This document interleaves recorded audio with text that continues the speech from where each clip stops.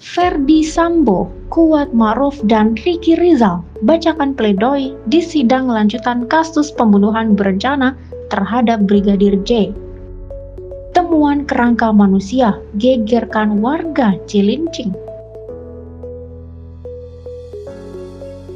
Main hakim sendiri, wanita ODGJ di Sorong dibakar warga, diduga penculik anak.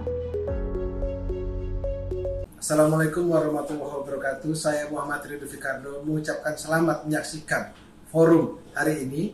Silakan follow, like, subscribe, and comment.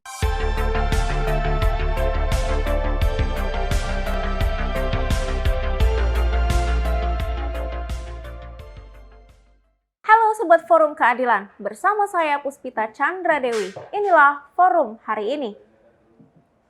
Sidang pembacaan pledoi digelar dengan terdakwa Ricky Rizal pada Selasa 24 Januari 2023. Ketika membacakan pledoinya, Ricky sempat menangis dan meminta dibebaskan dari tuntutannya.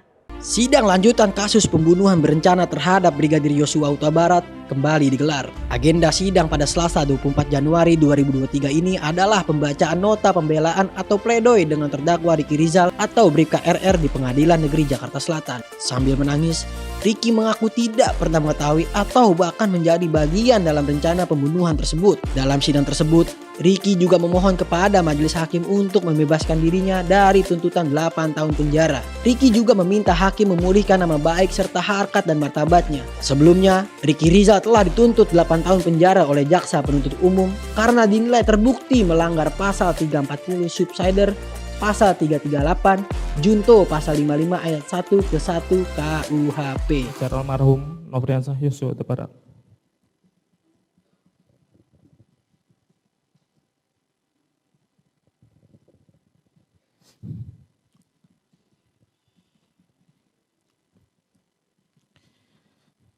Saya sebagai seorang anggota Polri, sebagai senior, sebagai yang dituakan, melakukan tindakan mengamankan senjata api sebagai bentuk antisipasi dan mitigasi resiko terjadinya keributan kembali di antara mereka.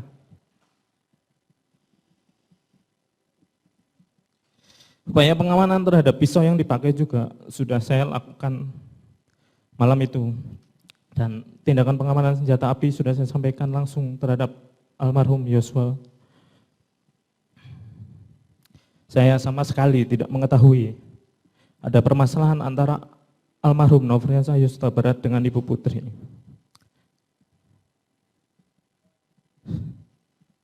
Saya tidak pernah tahu bahwa ada ancaman yang dilakukan oleh almarhum Nofriansah Yosua Huta Barat kepada Ibu Putri. Selain itu, yang mulia majelis hakim, saya tidak pernah ada permasalahan baik secara pribadi maupun kedinasan dengan almarhum Yosua. Dari keterangan saksi yang ada di persidangan, tidak ada yang menyebutkan ada perintah terkait mengamankan senjata. Didukung hasil pemeriksaan poligraf kepada saya dengan isu apakah ada seorang yang menyuruh mengamankan senjata milik Nofriansah Yosua. Yang saya jawab tidak ada dan sudah terindikasi jujur. Berdasarkan pada keterangan saksi Bapak Ferdi Sambo, Ibu Putri, Om Kuat dan Susi yang menyatakan mereka tidak mengetahui bahwa saya telah mengamankan senjata milik almarhum Nofriansah Yosua Huta Barat. Hal ini juga diperkuat keterangan yang termuat dalam berkas surat tuntutan yang dikemukakan oleh penuntut umum bahwa terdapat komunikasi antara Bapak Ferdi Sambo dengan Ibu Putri yang tidak pernah saya ketahui pada Jumat dini hari tanggal 8 Juli yang menyatakan bahwa Ibu Putri meminta Bapak Ferdi Sambo untuk tidak menghubungi ajudan atau yang lain dan menyatakan Ibu Putri takut apabila terjadi sesuatu yang tidak diinginkan mengingat almarhum memiliki senjata. Saya tidak pernah dihubungi oleh Bapak Ferdi Sambo pada tanggal 7 maupun 8 Juli 2022. Berdasarkan keterangan saksi yang sudah hadir dalam persidangan ini, termasuk saksi dari operator seluler, menyatakan bahwa tidak ada komunikasi elektronik antara saya dengan Bapak Ferdi Sambo. Hal ini juga dapat dikuatkan dengan melakukan pengecekan terhadap handphone milik Bapak Ferdi Sambo yang sudah disita. Kuat Ma'ruf juga menjalani sidang pledoinya hari ini. Dalam pembacaan pledoinya, Kuat Ma'ruf mengaku bingung dan merasa bodoh karena mau dimanfaatkan oleh penyidik. Sidang kasus pembunuhan berencana terhadap Brigadir Yosua Huta Barat kembali digelar.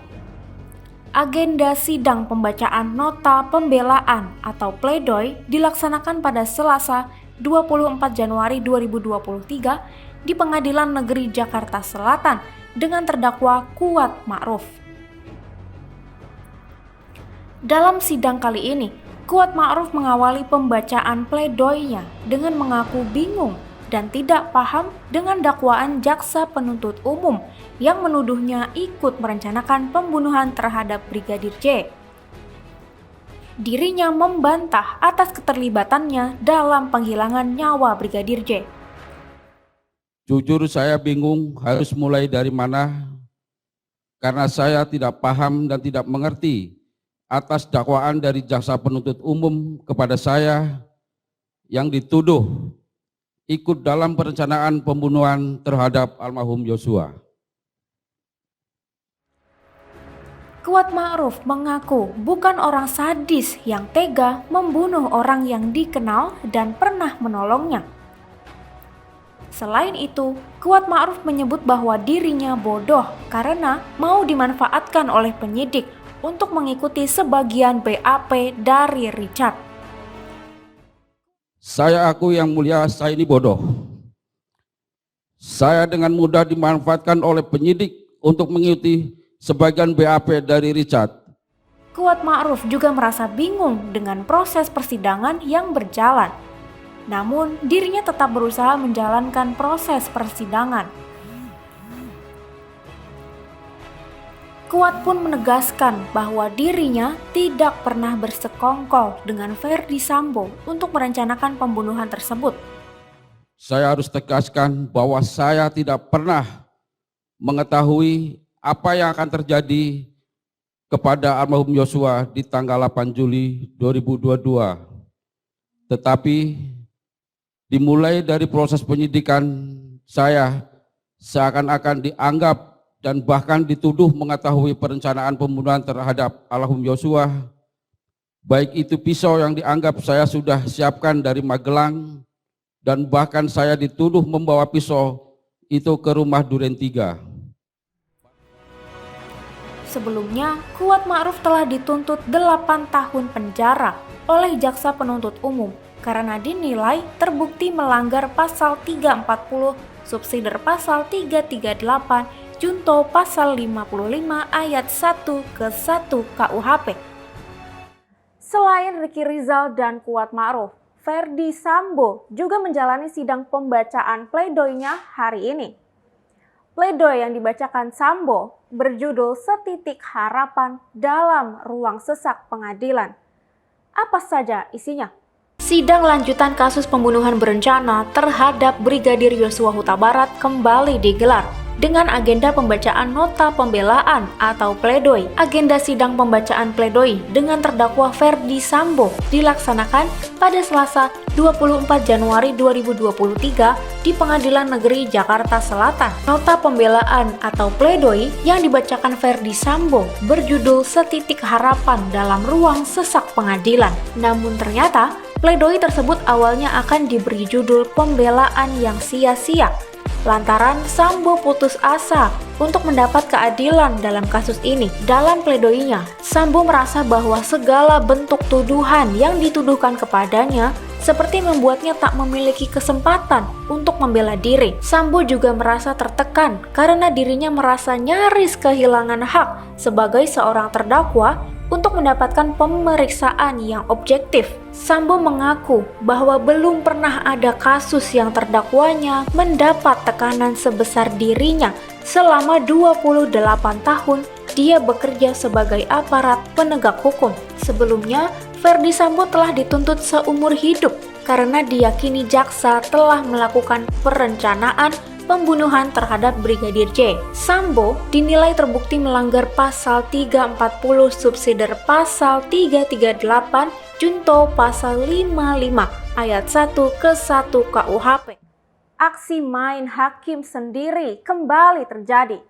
Kali ini, seorang wanita dibakar hidup-hidup karena diduga menculik anak. Sebuah video berisi seorang wanita dianiaya lalu dibakar hidup-hidup beredar di media sosial. Di dalam video, terlihat wanita tersebut dianiaya warga sekitar sambil disiram bensin ke sekujur tubuhnya dan kemudian dibakar. Api dengan cepat menjalar ke sekujur tubuh wanita tersebut, bahkan hingga ke jalanan di sekitarnya. Peristiwa mengenaskan ini terjadi di Jalan Basuki Rahmat, Kompleks Kokoda, Kilometer 8, Kota Sorong, Papua Barat Daya pada Selasa 24 Januari 2023 sekitar pukul 6 waktu Indonesia Timur. Sebelum peristiwa tersebut terjadi, wanita yang ternyata mengalami gangguan mental itu diketahui sedang berjalan di Kompleks Kokoda Kilometer 8. Namun, warga sekitar mengira bahwa dia adalah pelaku penculikan anak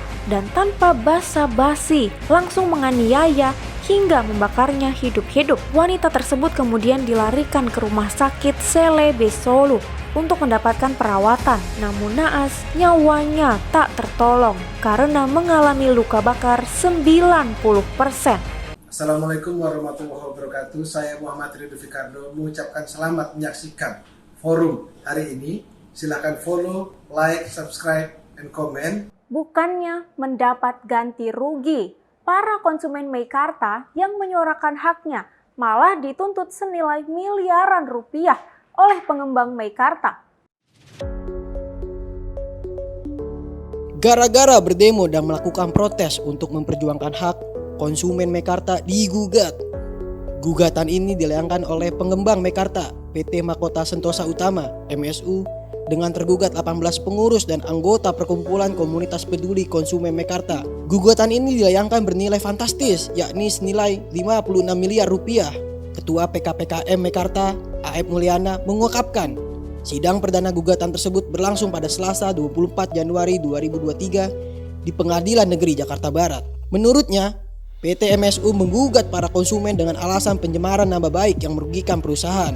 Gugatan tersebut terdaftar pada tanggal 23 Desember 2022. Salah satu tuntutan dalam pokok perkara yakni PT MSU menuntut tergugat secara tanggung renteng mengganti kerugian material akibat perbuatan melawan hukum senilai 44,1 miliar dan imaterial senilai 12 miliar rupiah. Sebelumnya, para konsumen Meikarta yang tergabung dalam KPKM berdemo di depan kantor cabang Bank Nobu, afiliasi dan Lipo Group yang menggarap proyek Meikarta. Para konsumen Meikarta menuntut pengembalian uang oleh Bank Nobu karena hingga kini belum ada serah terima apapun dan tanah masih berupa lahan kosong.